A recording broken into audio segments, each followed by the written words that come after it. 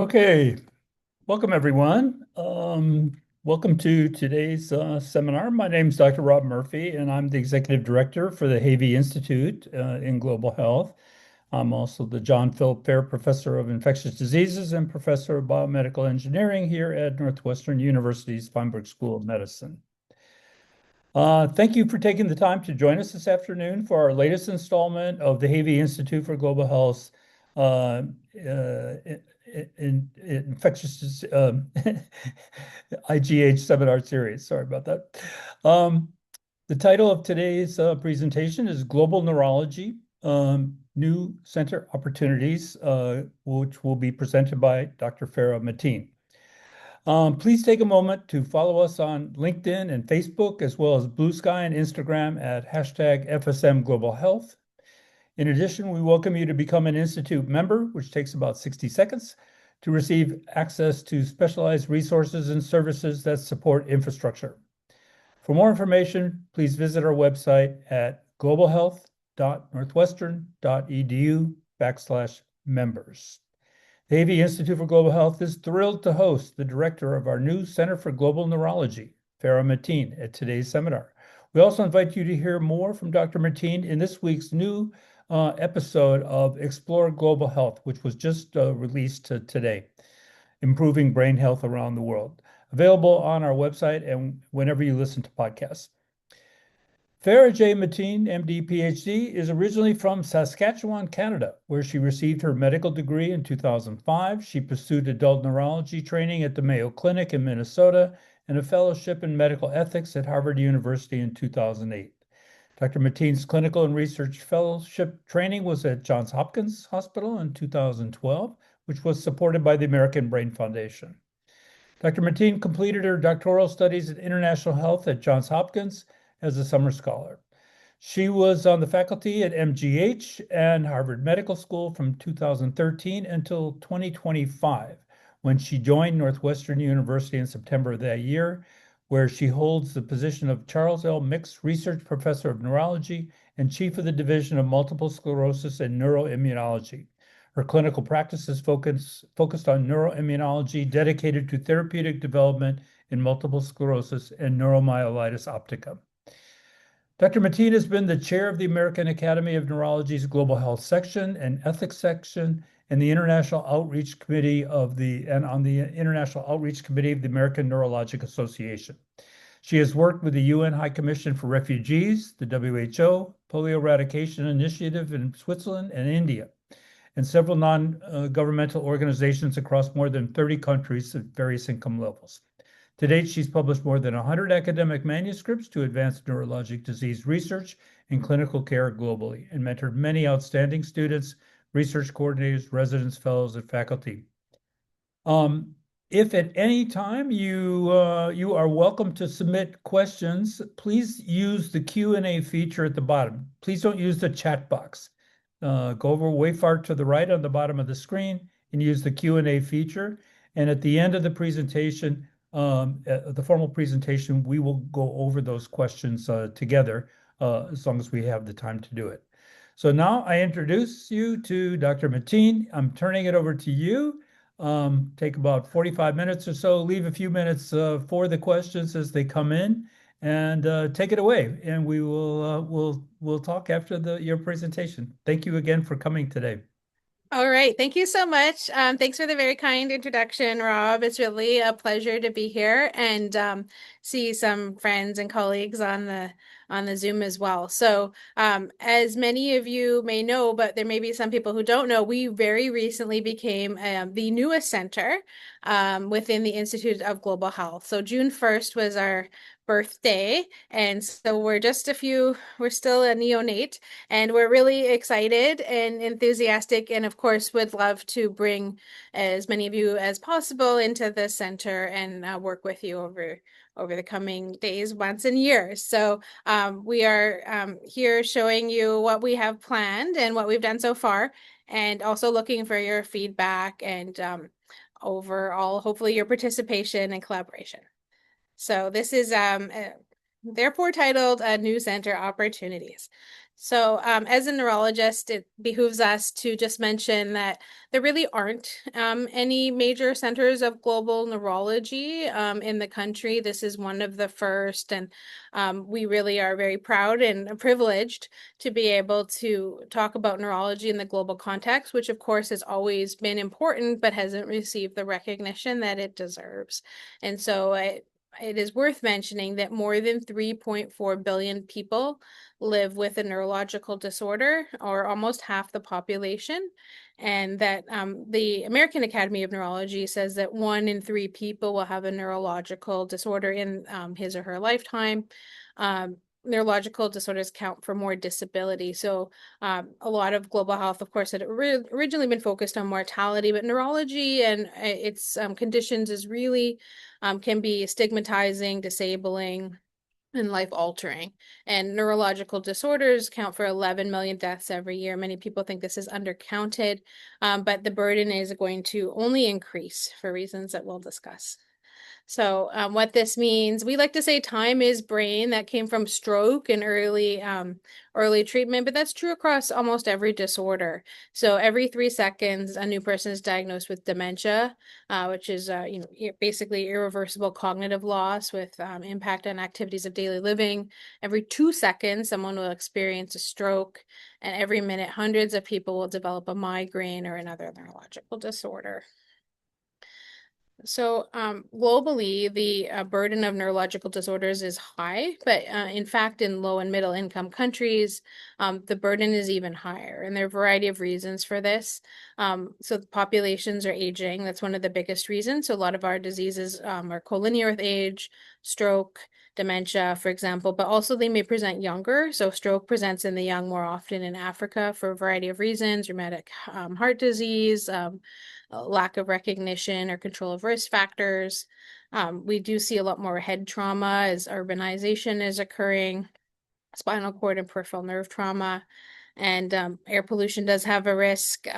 We see with heat, we have that here today in Chicago. We see more conditions, as my outpatient practice has mentioned, is multiple sclerosis. So we do see heat-induced symptoms, and it's worth mentioning that many of our conditions are treatable or preventable, and that if there is early access to neurological care, those may not become disabilities. But in low and middle income countries, and even in this country, if there is not a neurologist, you may end up getting a more severe manifestation of the disorder. So nobody knows how many neurologists are required. Some people say 1 in 100,000, but there are many countries, particularly in the Western Pacific, Central America, and Sub-Saharan Africa, where there is still 0 neurologists and a considerable amount of brain drain, for lack of a better term.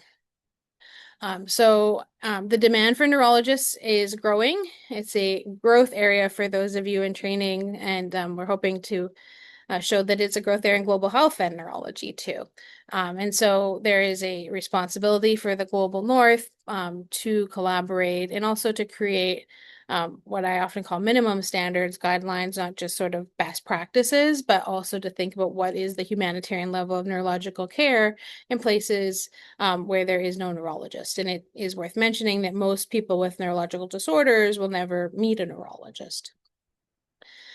So we are very lucky and very honored to have this joint operation between our very actually large Department of Neurology, which has more than 200 active faculty members, and this very exciting Institute for Global Health. And so we're really at the nexus of being able to hopefully bring these together in a way that the fields really need more advancement. And I like to tell folks that, I think I said this on the podcast, that my PhD advisor was extraordinary, but he was a diarrhea expert. And when I went to my PhD, which was in international health, there were no neurologists in international health to be my mentor. And I was in the largest public health school probably in the world. So we're hoping that this generation changes that, and people who have real interest in this intersection will get mentorship and support. And so the center's objective is to establish a coordinated, strategic, and reputable center that serves as a leading resource. And for people really across the training spectrum, students all the way through faculty.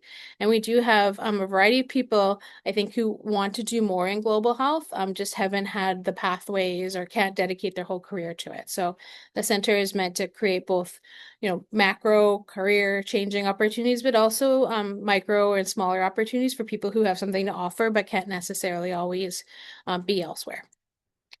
So the short-term goals are to coordinate what is going on already, and I'll show you a little bit more about what that's going to look like. But we do have more than 10 active faculty member presences in different countries and in different fields. And we have in our Department of Neurology 13 divisions, depending on the disease. So we can show you how global neurology intersects across those divisions.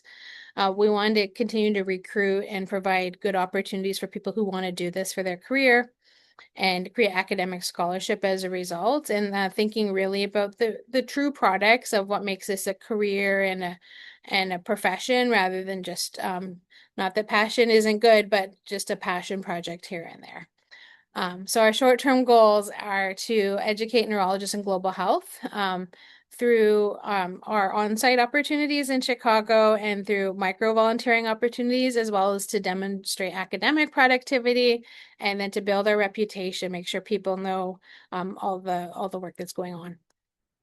And more long-term, we want to be internationally recognized. We want to work with foundations, different supranationals, and there are different people who are sort of toe into neurology. Some people a little more in, polio eradication initiative is probably the largest. And there are a variety of others who are US-based foundations who have an international interest or mission. Also other ministries of health who may be thinking about what do we do for neurology? We want to do something, but we don't know where to start. And to try and provide some expertise for those folks.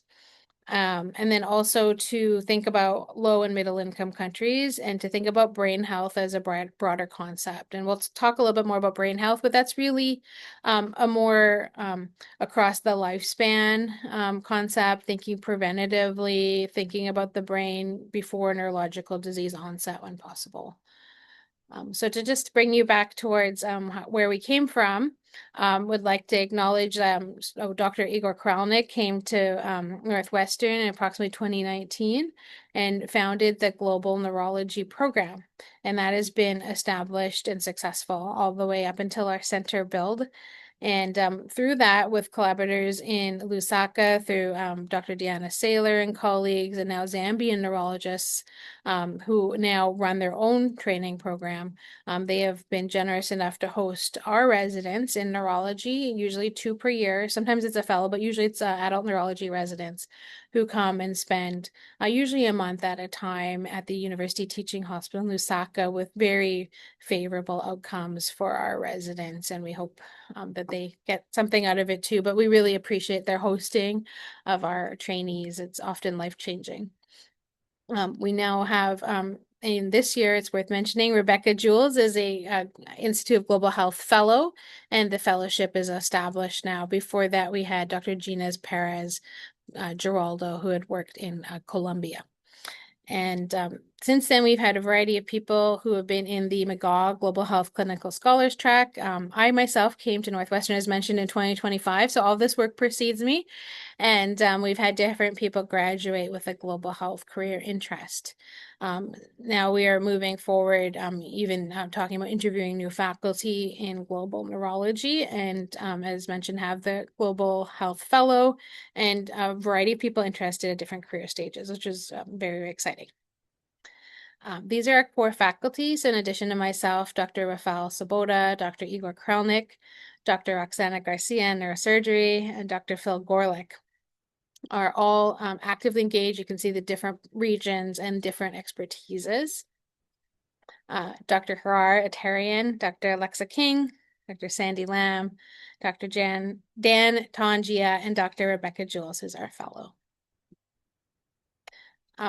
And as I mentioned, global neurology is actually very large and there's a lot going on, but we wanted to focus on certain themes so we could concentrate the efforts of what we're doing and try to be collaborative across certain sort of schematics. Global brain health seemed to be a very reasonable way forward because of its all-encompassing nature, its preventative aspect, and also the interest in the WHO. So I used to work at WHO, and in Geneva, they used to call it Department of Mental Health and Substance Abuse. And then right now, after many years, it has been renamed as the Brain Health Unit. And that really focuses, of course, on health versus disease, which is a new way of thinking. So global neuroinfections remain important, and sort of our history, and I think a history of a lot of global health is beginning in tropical medicine and infections. So we're not different in that regard. Global neurotechnologies, which include point of care testing, EEG, MRI, blood tests, etc. And then capacity building. So that really fundamental interest in education and training. So I'll just mention each of these briefly. This is the formal definition of brain health. There's a variety of definitions, but the idea is that this is sort of germane to everyone's life and existence. And just reminding people the brain's important. It hasn't been important on the global health funding arena, to be really honest, but trying to make sure we think about this. And as I mentioned, my PhD advisor really worked in neonatal or child health, and a lot of the success in um, neonatal survival has been amazing, but has also led to more babies surviving with disability, including neurological disability. And in many countries that I've worked in, there's no screening for inborn errors in metabolism. There's still at-home births, etc. So we do see a lot of neurological morbidity as sort of a product of some of our successes in survival, but they still require investment and more attention and research. Also approach to prevent and mitigate. So a lot of what we do, so they used to say neurologists really just diagnose, but now we really do have a lot to offer patients, and some of it is very cheap. Sometimes I quiz the audience. I won't do it today on cheap interventions that really should be done for neurological disorders, and those include things like magnesium, phenobarbital, helmets, health policies to like make sure road safety is in place, and some of our polio vaccine. A lot of these are less than 5 cents a day. And as many of you will know, the March of Dimes was originally for polio. So global neurotechnologies, number two, is a really exciting area. And the idea is that we are going to equip often non-neurologists to collect data from patients where they are, either in the mountains or in the villages, and to gather data and decide who and how to triage versus trying to create the, US model really where everyone rolls into the hospital and leaves, after they get their expert opinion. That's not viable in many countries. So we are very interested. I've been working on point of care EEG. There are some point of care MRIs, blood paper tests, assays, etc. And so we think about how to destigmatize some of these diseases by self-diagnosis. And I think that's also going to be very valuable for neurology. And there are some companies that are interested in low and middle income countries. So for example, the Gates Foundation has bought point of care MRIs for a variety of countries over the years. Global neuroinfections. And so we've previously done work on the sort of diseases of pandemic or epidemic potential, and a majority of these do have a neurological manifestation. So there's the like chikungunyas. Many people believe Ebola has some neurological survival impact, even as a hemorrhagic fever may kill you. But there's also lots of neurological infections. Meningitis has been one of the very successful rollouts in terms of vaccine prevention. And then capacity building, this is really something that could take many generations to get up to speed and requires a lot of attention. A lot of our work is really just meeting with ministries of health, telling them what brain disorders are, that you need to diagnose and treat them, starting really very much at the beginning. But there's a lot of capacity building that can be done across the spectrum. And I have to say, we do learn a lot from our low and middle income country partners. It's not just we go there to teach them. I think a lot of our students and trainees and myself as well have seen things that I would never see in the US and have informed and sort of inspired my practice here.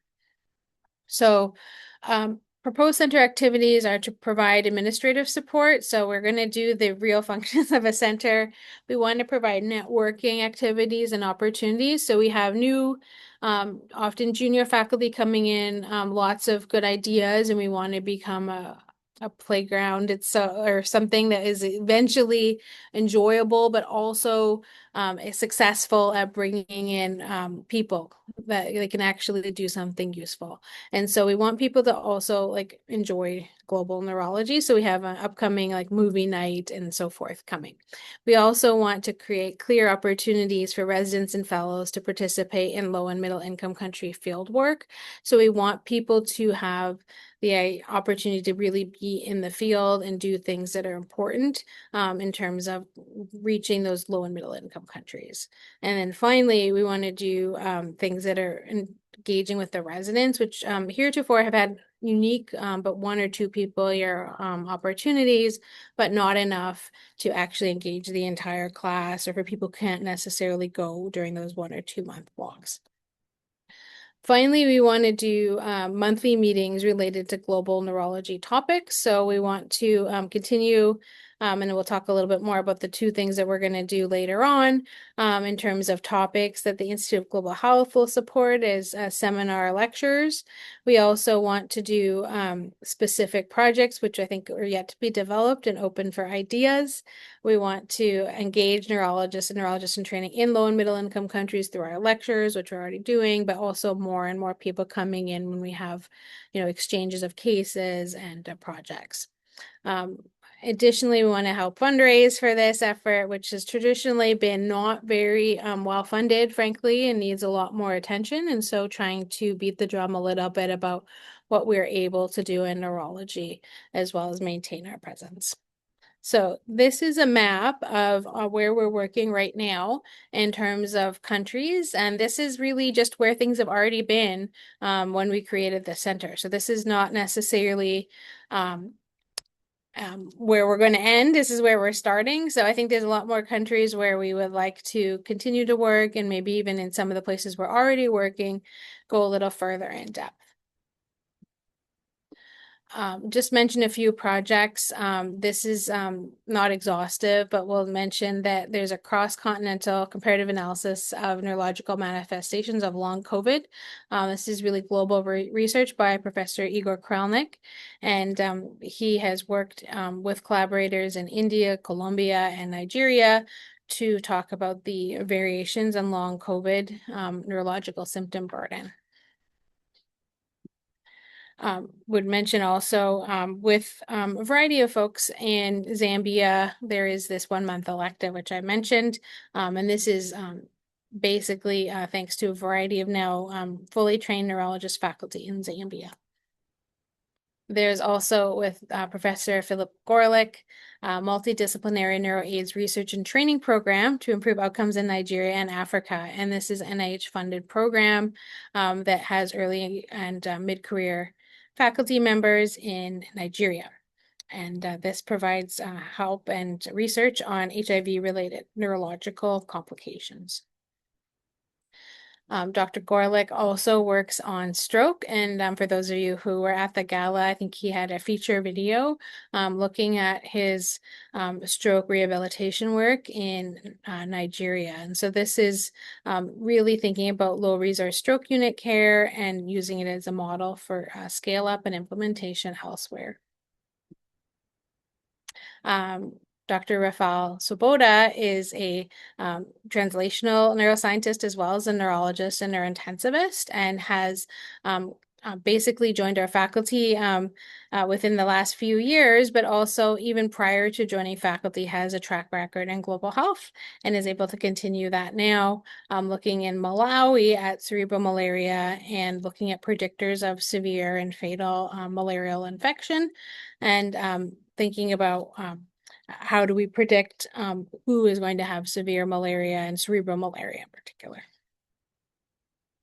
This is one of my projects that we spent a long time planning for, and finally were able to get funded, which is now funded through the National Institutes of Health to look at aquaporin 4 antibody filter paper-based testing, and looking at that in Conakry in West Africa. And so we are looking for the diagnosis of neuromyelitis optica in patients with blindness or spinal cord paralysis. A second project of mine, which started actually almost 10 years ago now, with some of the people who are at the lecture, with a collaborator, Abbas Sisse Fode. We are looking at 1,000 people or now more with epilepsy, and through a variety of projects offered free anti-seizure medicines and done a variety of research projects. And I won't show you, but others have seen there's a lot of medicine in my office for Africa right now. So just since this will be a field site, hopefully for our house staff and others, and maybe hopefully some of you on the call here too, I wanted to show you Ignace Dean Hospital, which is in the capital city of the Republic of Guinea. So Guinea is way over here on the other side of the Atlantic.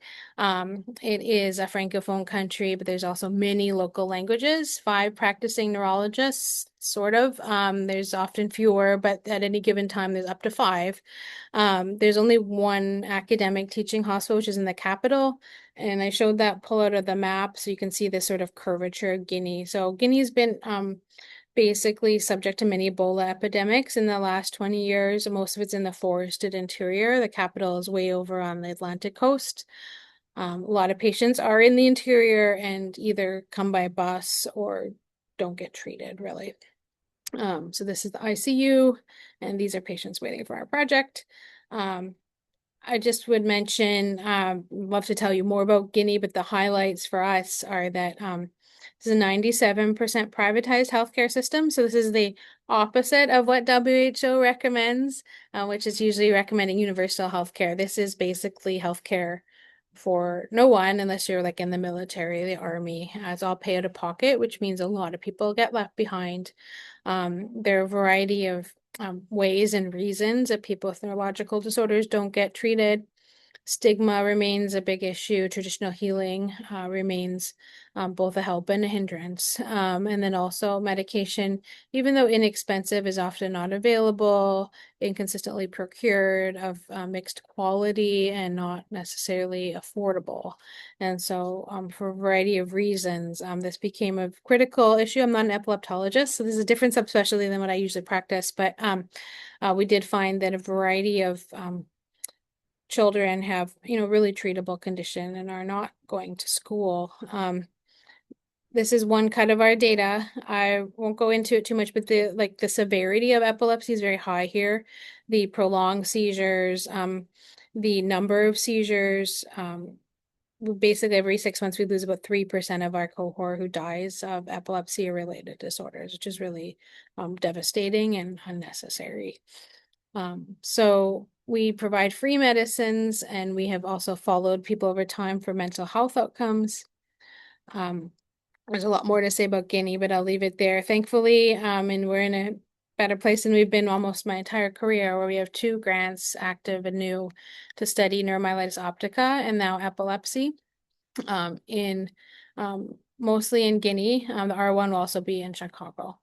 And we are looking towards planning a charity walk for brain health in West Africa. So that will probably be in January, but it's very common here to do a walk for the disorder, raise awareness, and I think they've been largely successful. Africa doesn't have as many, and we wanted to really truly for awareness more than we think we're going to get fundraising, do some work for making people with neurological disease feel supported, and also to the extent possible destigmatized. So to give you some concrete information about global neurology events and what we're actually doing and how you can hopefully come by, we'll just mention a few things around the corner. So actually tomorrow, so if you're not busy at lunch tomorrow, we are very fortunate to have actually one of my former fellows from Boston, where I came from. She's now living in Zambia for the year, just wrapping up almost right away, but is going to give us a lecture tomorrow during our MS and Neuroimmunology division meeting about her experience to test or to treat related to neuroimmunology case presentations from Lusaka. So MS, NMO, and I don't know what the talk is, but I'm looking forward to it. So Emily will then join Boston Medical Center, so a safety net hospital in the US, starting shortly after this. So looking forward to hearing what she has to say. And I think to test or to treat is really, I think, the dilemma for a lot of our patients because it costs so much to get imaging. World Brain Day, we're really excited about, and we hope you come out. That's actually 1 week from today. And World Brain Day is from the World Federation of Neurology, so we didn't make this up. This is the real day. And to acknowledge it, we are going to have 10 speakers, who I'll mention in a second, each do a Pecha Kucha like talk. So that's 20 slides for 20 seconds each per speaker. So that's about 7 minutes per speaker. So you'll get like a shrimp sampler, if you will. So I'll just mention our talks for the Pecha Kucha very quickly. Dr. Gorlick will talk about what is brain health. And Dr. Ayali will talk about community neurology and practice. And she's a recently graduated neurology resident who worked in the community health clinic in Chicago, which our residents actively participate in and run. Dr. Rafal Sabota will talk about serum markers of severe malaria. Dr. Hansen, who's a postdoctoral fellow in Dr. Kralnick's lab, will talk about the hidden virome of the healthy human brain.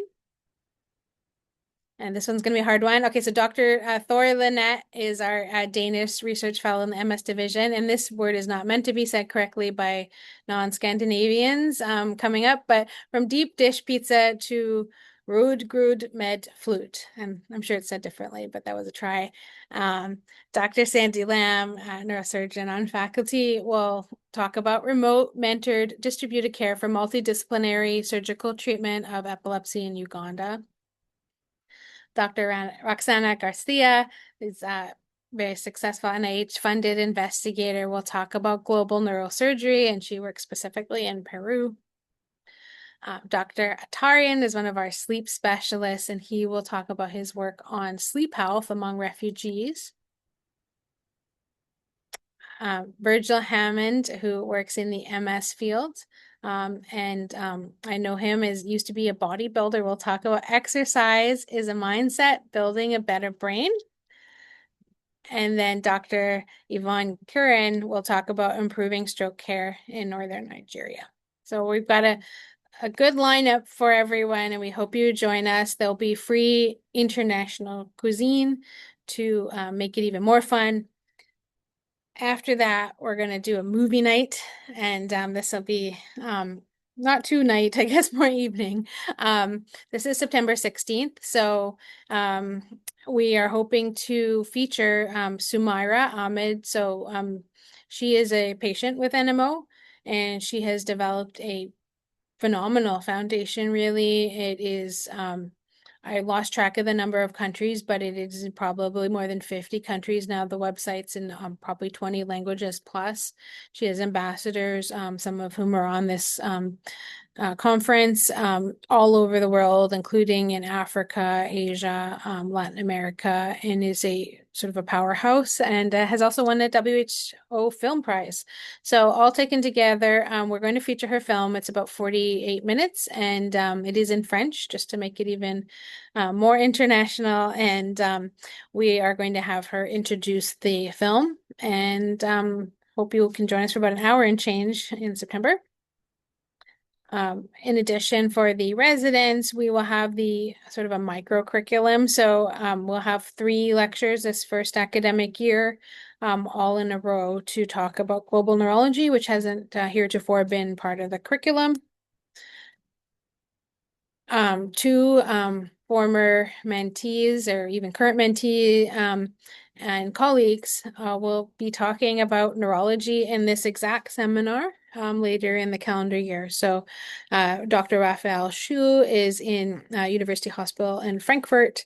He's an infectious disease fellow, and he's actually been right at the really kind of at the forefront of even like hantavirus recently, but is working very specifically on poliovirus reemergence in highly vaccinated populations as a modeling and other research from the German perspective. And then Dr. Katie Holroyd in December, who is an acute HIV researcher, does a lot of work in Thailand and with the HIV Research Network. We'll be talking about neurology in the context of AIDS and acute HIV in December. So we're creating a LinkedIn page by one of our center members. It's just beginning. And we also have a way for you to become a center member if you so choose. So we hope you will be interested to join us in our goal to reduce the burden of neurological disorders around the world and hopefully enjoy some of the activities along the way. This is our website, and we want to eventually build this up even more, but we have some of our activities posted here and more to come. I want to thank my team. We just took this picture the other day, and it's been really a privilege to be able to have folks join, new people who get to learn about global neurology. We have some people supported by the Buffett International Institute, which has been really great, and people working in research and people really from undergraduate all the way to postdoc. So really thrilled to be able to offer opportunities throughout different career stages. This is our email and my email specifically, and we are open for questions. I think that might be the end. So Yeah, please put thank you. your questions in the Q&A box if you can. While we're waiting for people to put some of them in, I have a couple questions. So you mentioned a little bit about the philanthropy part. One of the goals of the Institute is actually to endow all 10 centers. We have one center, the Center for Global Primary Care is endowed. The Institute is endowed. We have one professorship in emerging infectious diseases, which is endowed. Is that the Rob Murphy Endowed Professor? Right. That's named after Cheers. me through the foundation set up by one of my former patients who passed away. That my name will go on forever. I won't. Well deserved. But how do you think we can? We have very generous supporters at this university and at the institute. What can we say that global neurology? Why should they put $10 million into global neurology? Well, I mean, what's in it for them? What are the things that would attract somebody like that? To give a sizable donation like that. Our gala is coming up in mid-September. Yeah. So I want you to Yeah, I've a done loaded question because you'll be some interacting video with for these that. people. So Yeah. tell us what you think, how you could get somebody really interested. Well, I think there are a couple of ways. People can come from either the global angle or the neurological angle. So my most sort of sympathetic and inspired people are often people who are from another country, who've come to America and have seen firsthand some of the experiences of patients or people with neurological disease, and now are in the US and want to go back and help those people in some way. Maybe they don't personally want to be there, but they want to sort of invigorate those activities. Many of my patients who have neurological diseases understand how difficult it is here and think it could be even more impossible without treatment or the suffering, and there's a lot of stigma. So one of the things with neurological disease, as opposed to like heart conditions, is that people may not want to put their name on that donation. Some of these are inherited conditions, or they may change Mhm. people's marriage potential, et cetera. So they may want to be anonymous donors, but they actually do really care about epilepsy or Huntington's or dementia, et cetera. Um, so that would be, thinking about our patients here who get it. The other side of things is thinking about people who have traditionally been global health donors, but reminding them that, brain health is really important. It takes the right person to think about prevention versus disease. Um, we are trying to get our sort of in the ring a little bit more. So we know that there are a lot of people who've donated to more classic tropical medicine work, but we want to kind of show that the burden of neurological disorders is high and that the treatments are available. So epilepsy for me has always been a good example where, for a few dollars per person per month, you can really have somebody become a more, like functioning and go to school, go to work, have a normal life again. So the actual like efficacy of our treatments. Um, so those I think are the main, we do have as people age, they do think about dementia more and they think about preventing dementia more and brain health even more than they may have when they're younger. And so we do have donors who are very interested in different risk factors for our uncurable and sort of we don't know what causes, for example, MS or even Alzheimer's. And so if there are, for example, BCG vaccine, which you may be familiar with as an IID doctor, has been thought of as a potential um, risk factor prevention strategy for Alzheimer's. There's been some epi data on that. So there's some interesting um, relationships. But the best, the most funded vertical campaign for global health has probably been polio, many billions of dollars. So we could use that as an example and capture that. Mhm. All right, we have a question in here. Thank you for this excellent presentation. Please, how do newly established medical universities in LMIC countries in sub-Saharan Africa collaborate with the Havey Institute Global Neurology Center for capacity building and research collaborations? This question comes up in a variety of the centers when we have these seminars like this. How do they initiate the interaction with you? So emailing me, that's how I first started working in Guinea. Somebody emailed me and I said, sure, let's see how we can make something work. So capacity building takes various forms and you know, different activities. So it depends a little bit what people have in mind. Either, we have weekly Zoom meetings in MS. We have a variety of other lectures that we already do that people can just freely join in if it suits them. And so those things are open, right? So you can do that immediately without any um, sort of sign up or anything.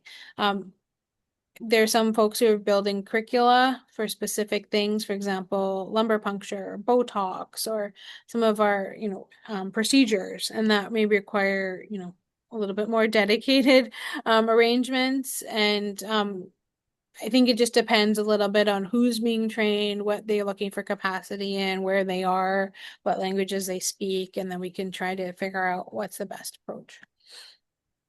The other thing you can do is join the center. You can Sure. join the Center for Global Neurology, and all you have to do is join the institute first, which is very simple. You don't have to be a faculty member. You can be outside the system here. So you can join the institute and then also join the center. That will loop you in with everything that's going on here. I don't see any other questions, but I have one more question. You've just started in this role. We're very happy to have you here, and some of the things you said about your plans for growth and everything are very exciting.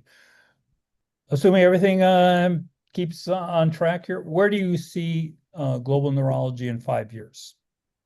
Yeah, no, so that's well, it depends where you are in the world, frankly. So I think that there are some countries that will be doing more and more. We're seeing this in Europe. The European Parliament is investing more into global neurology, and there is a hope and a plan that more trials, for example, are global. So patients, no matter where they are, can access early therapies. The hope is that there are more neurologists in the world. And the sort of super subspecialization of the US is a model that may or may not be worth transferring, but we hope to have overall more absolute numbers. There is some interest in building more residencies in middle income countries and having more exchanges. We're in kind of an odd period right now in terms of having a pause in a lot of our activities from the US, but globally, we're hoping that there's more bilateral exchanges. Um, we're we're hoping that some of our drugs, and just to be very pragmatic, some of our drugs are going generic that are high cost right now, and that those will be offered to many more people. So ocrelizumab for MS is about to, one day go generic, and we're hoping that many people are untreated in some countries. Some of those barriers will break down. I think point of care imaging is one of our biggest boons. So point of care MRI, wands that sort of do imaging, point of care EEG. I think that's really the way the future, and less of the kind of clunky infrastructure, and more patient-based work. We also see more telehealth, both in terms of physician to physician work, but also patient to physician, no matter where you are. But we know that neurological diseases are only getting more burdensome, and that there are more people with them, and that the job gets harder. So there'll be small gains, but also more work to do. Great. Well, thank you. I want to thank you for this great presentation, and thank the audience for your participating today. And I've lost my notes here. But You can anyway, tell everyone to come to World Brain Day next week. yeah, don't forget to come to World Brain Day and to become a member of the Institute for Global Health and the Center for Global Neurology. So thank you, everyone, for joining us, and we'll see you again next month. Thank you. Thanks for having me. Bye-bye.